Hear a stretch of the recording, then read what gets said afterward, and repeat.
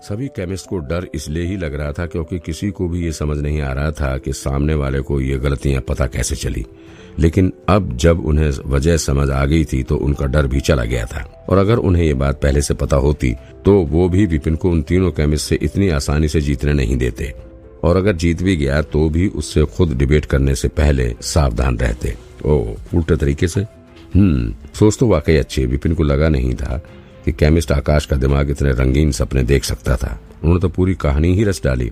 फिर भी मुस्कुराते हुए विपिन आगे बोला, मैंने जो भी तरीके इस्तेमाल किए हों उससे कोई फर्क नहीं पड़ता। असल बात तो ये है कि मैंने उन तीनों केमिस्ट की टेक्निक और उनकी दवाई दोनों में गलतियां निकाल कर दिखाई हैं।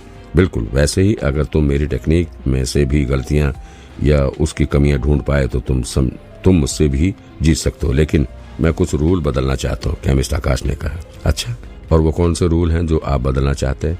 मेथड वही होगा, मैं दवाई बनाऊंगा और तुम्हें गलतियां या फिर कमियां ढूंढ कर निकालनी होगी।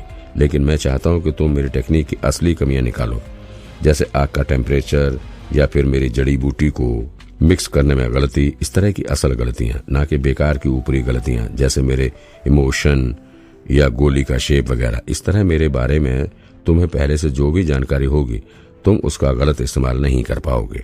पहले की ही तरह उल्टे रास्ते से नहीं जीत पाओगे। अगर जीते तो अपनी काबिलियत पर जीतोगे। ये कहते हुए केमिस्ट आकाश ने रूल बताए। इसी के साथ वहां बैठे सभी केमिस्ट आकाश की अक्लमंदी की तारीफ करने लगे। बिल्कुल सही किया। इस तरह ये लड़का इमोशन जैसी फालतू चीजों को इस्तेमाल करके डिबेट नहीं जीत पाएगा। इन रूल के रहते ये चाहकर भी उन उल्टे तरीकों से गलतियां नहीं निकाल पाएगा। इसे कहते हैं चारों खाने चित्त करना। सच में वो तो सभी केमिस्ट विपिन की गलतियां ढूंढने के भयानक टैलेंट से डर गए थे। एक केमिस्ट होने के नाते ऐसे केमिस्ट जो अभी अपने करियर में आगे बढ़ ही रहे थे और कई लोगों की नजरों में रहते थे और जिन्होंने लोगों के सामने हमेशा अपनी इज्जत बनाए रखी थी, अगर इस लड़के ने उनके सारे राज पूरी दुनिया के सामने खोल दिए तो ये उनके लिए कितनी शर्म की बात होगी। इसलिए ही केमिस्ट आकाश ने जो नए रूल बनाए थे उसमें किसी ने ना नुकर नहीं किया और फौरन सबने हाँ कह दिया। अब विपिन सिर्फ टेक्निक की गलतियां ही बता सकता था। उसे बाहरी मुद्दे जैसे गुस्से, खून या किसी की पर्सनल लाइफ इस डिबेट के बीच में लाने का हक नहीं था। वो भले ही बड़े केमिस्ट हो, लेकिन ऐसे पर्सनल राज खोल सकने वाले लोगों से तो वो भी डरते थे। पक्का यही रूल है ना? रूल सुनकर ऐसे कैसे हो सकता था कि विपिन को ये न समझ आए कि ऐसे रूल क्यों बनाए गए थे। उनका डर देखकर ही विपिन को हंसी आ गई थी। हाँ, यही रूल है। अब देखना ये है कि तुम में इस चैलेंज को मानने की हिम्मत है भी या नहीं, केमिस्ट आकाश ने आस्तीन ऊपर करते हुए कहा। विपिन को बिना मतलब कोई बहस नहीं करनी थी, इसलिए उसने भी सिर हिला दिया। बढ़िया। विपिन के हाँ करते ही केमिस्ट आकाश ने चैन की सांस ली। फिर थोड़ी देर सोचकर उन्होंने कुछ जड़ी बूटियां उठाई और कढ़ाई के पास चले गए।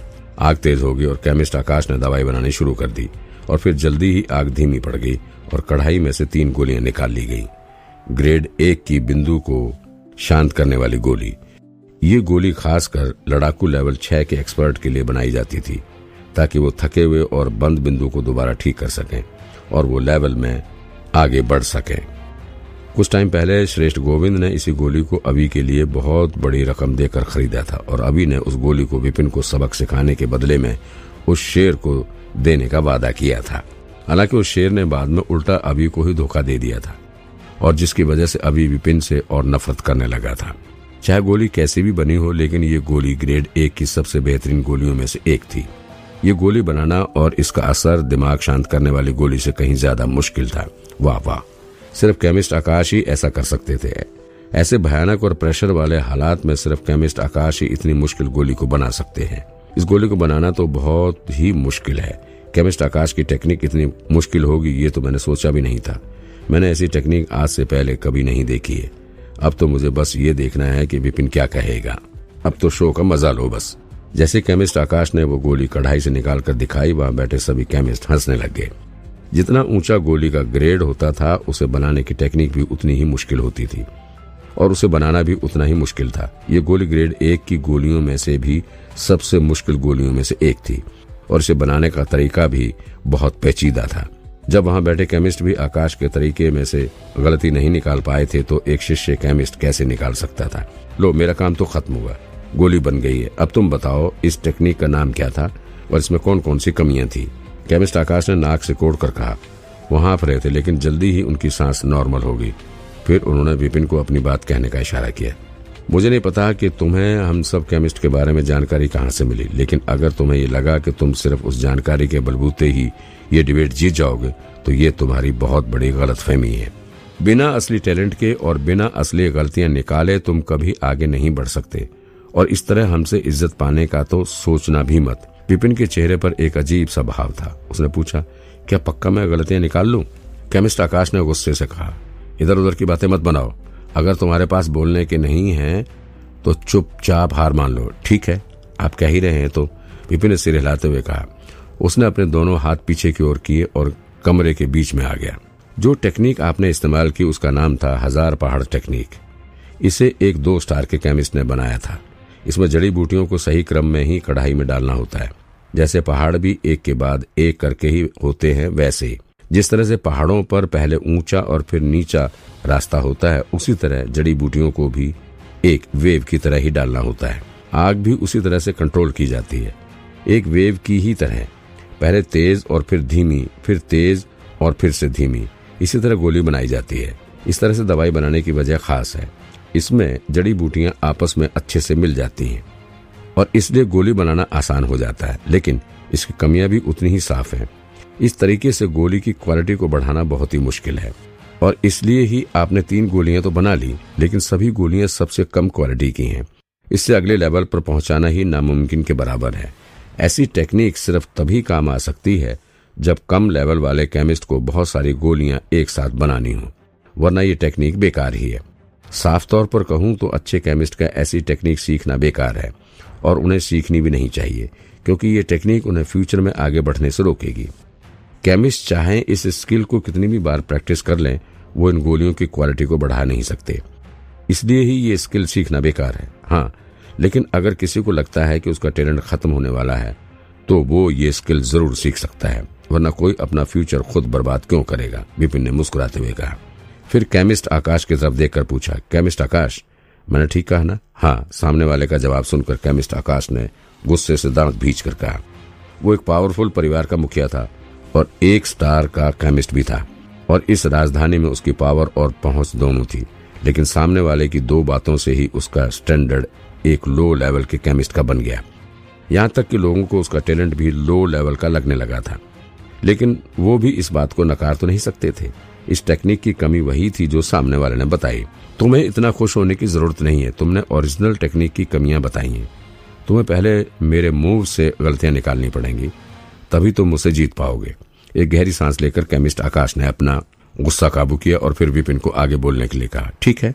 बहस करने की बजाय विपिन आगे आया और चलकर कढ़ाई के पास जाकर खड़ा हो गया। मैं बेसिक से स्टार्ट करता हूँ। अगर कोई असली केमिस्ट है तो उसे पता होगा कि बढ़िया क्वालिटी की गोलियां बनाने के लिए केमिस्ट का कढ़ाई और आग दोनों पर अच्छा कंट्रोल होना चाहिए, तभी अच्छी क्वालिटी की गोलियां बन सकती हैं। लेकिन केमिस्ट आकाश ने जड़ी बूटी उठाकर सीधा दवाई बनाना शुरू कर दिया। उन्होंने ना तो कढ़ाई को जाना और ना ही आग चेक की। केमिस्ट आकाश, बताइए कि आप इस कढ़ाई के बारे में क्या जानते हैं और आग के बारे में आपने क्या सोचा? आप कोई बेकार सी वजह नहीं दे सकते कि कढ़ाई का साइज तो एक ही होता है वगैरह वगैरह। मैं इतना तो पक्का कह सकता हूँ कि एक ही कढ़ाई, वही जड़ी बूटी और वही आग के रहते हुए भी अलग अलग गोलियां बनाई जा सकती हैं। ये तो केमिस्ट की गलतियां ही होती हैं, जिसकी वजह से लो क्वालिटी की गोलियां बन जाती हैं। फिर गलती चाहे कितनी भी छोटी क्यों न हो, कढ़ाई पर हाथ फेरते हुए विपिन ने कहा। फिर वो आगे बोला, अगर आपको मेरी बात पर यकीन नहीं हो रहा है तो मैं अभी साबित कर सकता हूँ। ये कढ़ाई 7 इंच बड़ी है और 3 इंच ऊंची। इसे लेवल 3 के एक शिल्पकार ने बनाया है। इसे 7 साल और 3 महीने पहले बनाया गया था और इसमें कुल 147 गोलियां बन चुकी हैं, जिसमें से 88 ग्रेड 1 की और 59 ग्रेड 1 से कम की हैं। इसे यहाँ लाते हुए ये 3 बार टकराई थी। पूरी कढ़ाई पर कुल 13 खरोंच हैं। ये आम गोलियां बनाते वक्त कोई दिक्कत नहीं देती, लेकिन जड़ी बूटियों के असर और उनकी एनर्जी को ये वेस्ट जरूर कर देती हैं। इसलिए इसमें बनी गोलियों का असर कम होता है और इसलिए ही कभी कभी गोली की क्वालिटी भी गिर जाती है। ये कढ़ाई 3 मिलीमीटर से ज्यादा मोटी है और इसे पूरी तरह से गर्म होने में कम से कम 5 मिनट लगते हैं। और हाँ, इसकी दाएं और बाएं तरफ की मोटाई अलग अलग है और उनमें 1 मिलीमीटर का अंतर है, लेकिन इस अंतर को छोटा नहीं माना जा सकता है। एक ही आग होने के बावजूद दोनों साइड के टेम्परेचर में 5% का अंतर है और इसलिए कुछ कुछ जड़ी बूटियां जैसे फूल की घास और ड्रैगन घास के असर इसके अलग अलग साइड पर रखने पर अलग अलग आते हैं। क्या ये सच बोल रहा है? कढ़ाई के बारे में ऐसा भी कुछ होता है? विपिन का जवाब सुनकर सभी केमिस्ट के मुंह खुले के खुले रह गए। यहाँ तक कि केमिस्ट आकाश को भी चक्कर आने लगे थे।